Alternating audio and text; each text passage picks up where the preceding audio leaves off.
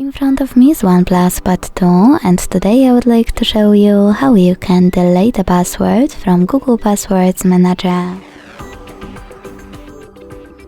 Begin by launching Settings, scrolling all the way down and hitting Google. Then All Services, Autofill, misclick, Autofill with Google, and Google Password Manager. Following that, tap on one of your passwords, enter your screen lock and hit delete twice. Thanks so much for watching. If you enjoyed this video, leave a like, comment and subscribe. Bye!